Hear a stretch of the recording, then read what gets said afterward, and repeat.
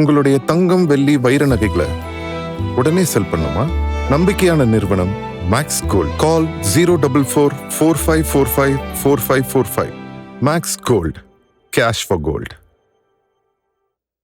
இப்பயே வெயில் எவ்வளோ கொளுத்துது பார்த்தீங்களா? ஜூன் ஜூலை எல்லாம் வந்து மழை காலம் ஆரம்பிக்கும், மான்சூனு இந்த காலகட்டம்லாம் சொல்லுவாங்க.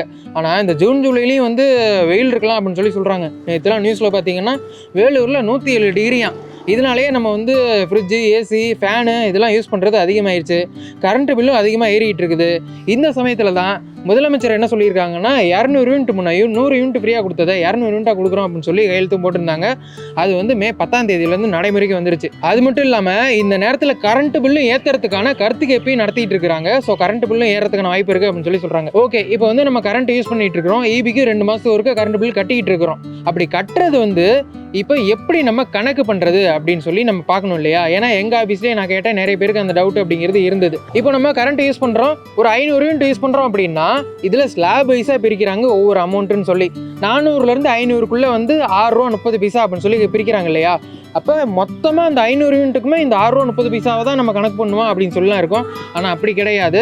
இப்போ நம்ம 500 யூனிட் யூஸ் பண்ணுறோம் அப்படின்னா இந்த முதலமைச்சர் சொன்னால் 200 யூனிட் ஃப்ரீயாக கொடுக்கக்கூடியது நமக்கு கிடைக்குது. ஆனால் இதில் வந்து ஸ்லாப் வைஸ் பிரிக்கும் போது மாறுது. எப்படி அப்படின்னா 200 யூனிட் வந்து இலவசம், எந்த ஒரு கட்டணமும் கிடையாது. அடுத்து 201லேருந்து 400 யூனிட் வரைக்கும் யூனிட்டுக்கு ₹4.70 சொல்லி சார்ஜ் பண்ணுறாங்க. அடுத்தது வந்து 401லேருந்து 500 யூனிட்டுக்கு வந்து ₹6.30. இப்போ நம்ம 500 யூனிட் யூஸ் பண்ணுறோம் அப்படின்னா 200 யூனிட் ஃப்ரீ. அடுத்த 200 யூனிட்டுக்கு வந்து ₹4.70 சார்ஜ் பண்ணுறோம் அப்படின்னா அது வந்து ஒரு ₹940 அப்படின்னு சொல்லி அமௌண்ட் வருது. அடுத்து வந்து 401லேருந்து 500க்குள்ளே ₹6.30 வச்சோம்னா ஒரு ₹630. இப்போ வந்து நம்ம டோட்டலாக பார்த்தோம் அப்படின்னா நம்ம கரண்ட் பில் கட்டக்கூடியது ஒரு ₹1570 அப்படின்னு சொல்லி இருக்கும். ஓகே, இப்போ வந்து அடுத்த இது 500 யூனிட்டுக்கு மேலே நம்ம யூஸ் பண்ணுறோம், 200 யூனிட் ஃப்ரீயாக கிடைக்குமா அப்படின்னு சொல்லி சந்தேகம் இருக்கும். உங்களுக்கே தெரிஞ்சிருக்கும் 200 யூனிட் கிடைக்காது. அந்த 500 யூனிட்டுக்கு மேலே நம்ம யூஸ் பண்ணுறோம் அப்படின்னா முன்ன கொடுத்து 100 யூனிட் ஃப்ரீயாக கிடைக்கும் அப்படின்னு சொல்லியிருக்காங்க. சரி, இப்போ அதுக்கு ஒரு ஸ்லாப் இருக்கும் இல்லையா? அது வந்து மாறுது, முன்ன நான் சொன்னதுலேருந்து மாறுது. அது என்ன நம்ம தெரிஞ்சுக்கணும்ல? இப்போது நம்ம 500 யூனிட்டுக்கு மேலே யூஸ் பண்ணுறோம் அப்படின்னா அந்த ஸ்லாப் படி 100 யூனிட் ஃப்ரீ, எந்த ஒரு கட்டணமும் கிடையாது. அடுத்து 101லேருந்து 400 யூனிட் வரைக்கும் ₹4.70 சொல்லி சார்ஜ் பண்ணுவாங்க. அடுத்து 401லேருந்து 500 யூனிட் வரைக்கும் ₹6.30. 501லேருந்து 600 ₹8.40. 601லேருந்து 800 ₹9.45. 801லேருந்து 1000 ₹10.50. 1000 யூனிட்டுக்கு மேலே நம்ம யூஸ் பண்ணுறோம் அப்படின்னா ₹11.55 அப்படின்னு சொல்லி இருக்குது. இதில் நிறைய ஃபேக் நியூஸ்லாம் பரவுது. அதாவது முன்னே இருந்த கவர்மெண்ட் வந்து கம்மியாக தான் சார்ஜ் பண்ணிருந்தாங்க. இப்போ வந்து 200 யூனிட்டை ஃப்ரீயாக கொடுத்துட்டு இவங்க வந்து அதிகமாக கரண்ட் பில் ஏற்றி வச்சிருக்காங்க அப்படின்னு சொல்லி ஸ்லாப் வைஸ் கம்பேர் பண்ணி ஃபேக் நியூஸ்லாம் பரவி இருக்கும். ஆனால் முன்னாடி இருந்தே இந்த ஸ்லாப் அப்படிங்கிறது நடைமுறையில் இருந்துட்டு இருக்குது. ஸோ கரண்ட் பில் இன்னும் ஏற்றலை. ஆனால் ஃபியூச்சரில் ஏற்றுறதுக்கான கருத்து கேட்பு இப்போ நடத்திட்டு இருக்கிறாங்க. முன்னாடி வந்து நான் இவ்வளோ கரண்ட் யூஸ் பண்ணிகிட்டு இருந்தேன், இவ்வளோ கட்டிகிட்டு இருந்தேன், இப்போ எனக்கு எவ்வளோ லாபம் கிடைக்க போகுது அப்படின்னு சொல்லி ஒரு சின்ன கால்குலேஷன் நம்ம பார்த்துருவோம். கவர்மெண்ட்டில் ஒரு கால்குலேட்டர் வச்சுருக்காங்க. ஆனால் கால்குலேட்டரை இன்னும் அப்டேட் பண்ணலை. அதனால் நம்மளே கால்குலேட் பண்ணி வச்சுருக்கிறோம்.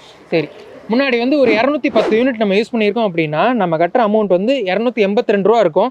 இப்போ அது ₹47 குறைஞ்சிருக்குது. ஓகேவா? அந்த இடையில இருக்கக்கூடிய முன்னாடி வந்து 101லேருந்து 200க்குள்ளே ஒரு ஸ்லாப் அப்படின்னு சொல்லி வச்சுருந்தாங்க. அதாவது ₹2.35, ₹235 அப்படிங்கிறது. இந்த அமௌண்ட் தான் இப்போ வந்து நமக்கு ரெடியூஸ் ஆக போகுது. இதுக்கு பதிலாக தான் அந்த ஸ்லாப் அப்படிங்கிறது 200 யூனிட்டுக்கு ஃப்ரீ அப்படின்னு சொல்லிட்டாங்க. சரி, அடுத்து இப்போ ஒரு 250 யூனிட் நம்ம யூஸ் பண்ணியிருக்கோம் அப்படின்னா முன்னாடி வந்து ஒரு ₹470 கட்டியிருப்போம். இப்போ அதில் ₹235 தான் நம்ம கட்டுற மாதிரி இருக்குது. ஒரு 500 யூனிட் நம்ம யூஸ் பண்ணுறோம் அப்படின்னா முன்னாடி வந்து ஒரு ₹1805 கட்டுற மாதிரி இருந்தது.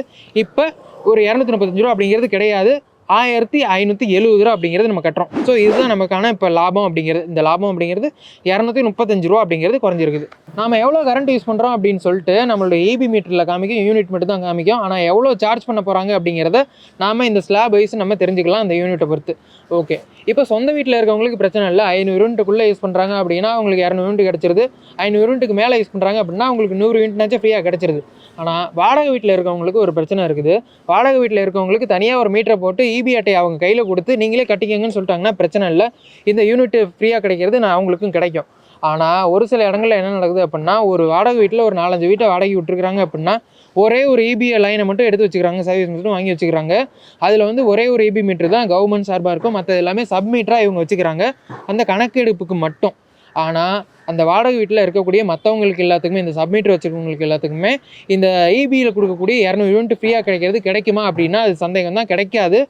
அவங்கெல்லாம் ஒரு கோரிக்கை வைக்கிறாங்க. என்ன அப்படின்னா இப்போது வாடகைக்கு வீடு விடுறவங்க வந்து அந்த வீட்டுக்குன்னு தனியாக ஒரு சர்வீஸை எடுத்து வீட்டுக்கு வாடகைக்கு வரவங்களுக்குன்னு தனியாக ஈபி பில் கொடுத்துட்டாங்க அப்படின்னா அவங்க தனியாக கட்டிக்குவாங்கல்ல, அவங்களுக்கும் அந்த பெனிஃபிட் அப்படிங்கிறது கிடைக்கும்.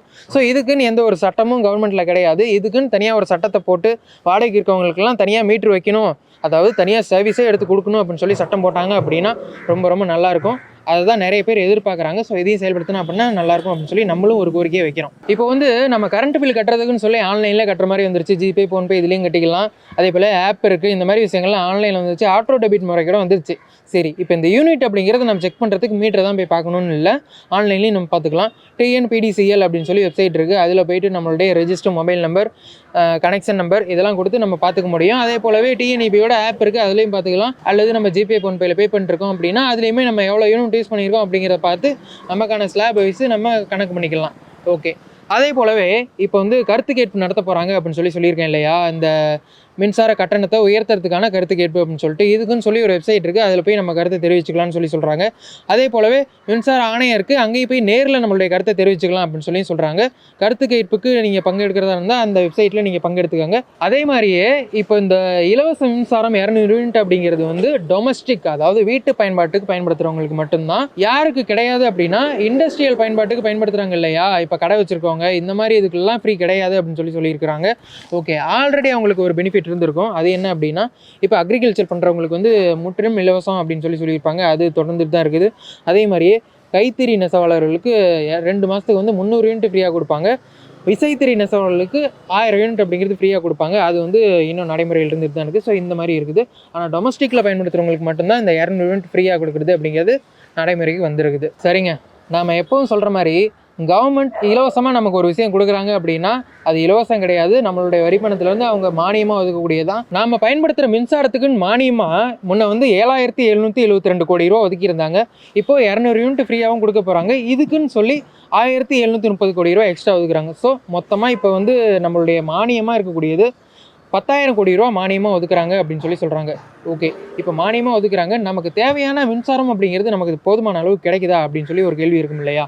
நமக்கு வந்து ஒரு நாளைக்கு 20,000 மெகாவாட் வந்து தேவைப்படுது அப்படின்னு சொல்கிறாங்க. அதை வந்து state government, central government, private இவங்க எல்லாருமே சேர்ந்து தான் இப்போ கொடுத்துட்ருக்குறாங்க. இதில் வந்து காற்று மூலமாகவும், தண்ணி மூலமாகவும், சூரிய ஒளி மூலமாகவும் மின்சாரம் கொடுத்துட்ருக்குறாங்க. அது மட்டும் இல்லாமல் இதை வந்து புதுப்பிக்கக்கூடியதுன்னு சொல்லுவோம். புதுப்பிக்க இயலாத வளம் அப்படின்னு சொல்லிட்டு அணுமின் நிலையம், அனல் மின் நிலையம் இது மூலமாக செயல்படுத்திகிட்டு இருக்கிறோம். இப்போது இயற்கை ஆர்வலர்களோட கோரிக்கையெல்லாம் என்னவா இருக்கும் அப்படின்னா, இந்த புதுப்பிக்கக்கூடிய ஆற்றல் அப்படிங்கிறது இப்போ ஆல்ரெடி நம்ம அதிகமாக தான் பயன்படுத்திகிட்டு இருக்கிறோம். இதை வந்து இன்னும் மேம்படுத்துகிறோம். இந்த புதுப்பிக்க இயலாத வளங்கள் அப்படிங்கிறது சுற்றுச்சூழலுக்கு மாசுபாடு ஏற்படக்கூடியதாக இருக்குது. இதை வந்து நம்ம குறைச்சிக்கிட்டு புதுப்பிக்கக்கூடிய ஆற்றல்களை நம்ம மேம்படுத்தணும் அப்படின்னா நமக்கு தேவையானதும் கிடைக்கும், சுற்றுச்சூழலும் மாசுபடாது அப்படின்னு சொல்கிறாங்க. ஸோ இதையும் அரசாங்க கவனத்தில் எடுத்துக்கணும் அப்படின்னு சொல்லி நாம் கோரிக்கை வைக்கிறோம். ஓகே, இதே மாதிரியே உங்களுக்கு ஈபி சம்மந்தமாக வேறு ஏதாவது சந்தேகம் இருந்தது அப்படின்னா அதை வந்து கமெண்ட்டில் சொல்லுங்கள். அதுக்கான வீடியோவை நெக்ஸ்ட் நம்ம கொடுக்குறோம். தேங்க்யூ. எளவும் கரண்ட் எங்க போச்சுன்னு தெரியல. பாதியில வருது, பாதியில போகுது, பாடையில போறது. போட்டு விடுங்கடா கரண்ட.